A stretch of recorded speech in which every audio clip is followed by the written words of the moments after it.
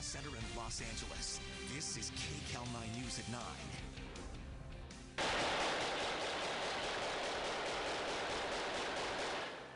Now at 9, new video of the gun battle that killed 2 El Monte police officers. Tonight, a growing memorial for the heroes killed in the line of duty, and the latest on the investigation. Also, 9 o'clock, damning testimony expected at tomorrow's hearing on the January 6th attack on the Capitol. Plus, newly released video from one day before the insurrection.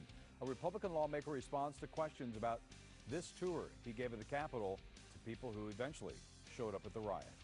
COVID-19 vaccines for children under 5 could begin as early as next week. What parents need to know. And investigators need your help finding a man they say brutally attacked a homeless person on the streets. It happened in the heart of Glendale. We'll have the latest on this story coming up. Kcal 9 has obtained new video tonight of the gunfight that killed 2 El Monte police officers. We're also hearing from the gunman's wife and learning more about his long criminal history.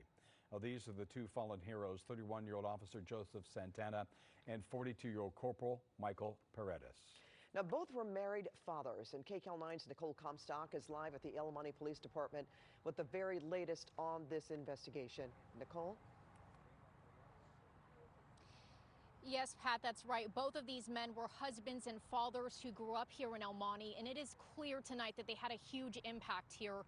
Not only because of the way their lives came to an end, because of the way they treated everyone they encountered, and for the reasons they wanted to be law enforcement officers in the first place.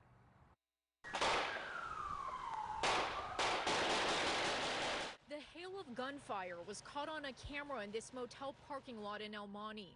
Just out of frame, officers bring a cop killer's rampage to an end. Then more officers run into the motel room as fast as they can.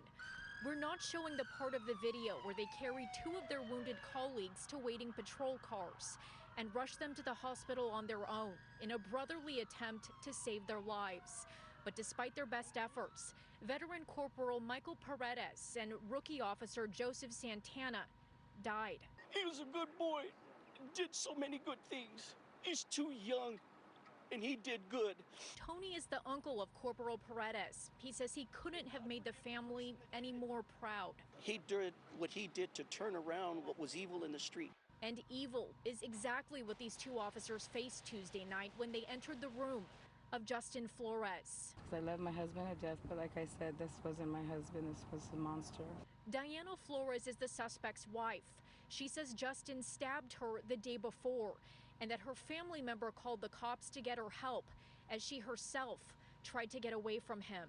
I am so deeply sorry. My deepest condolences for saving me. I'm so sorry. They didn't deserve that, or their families.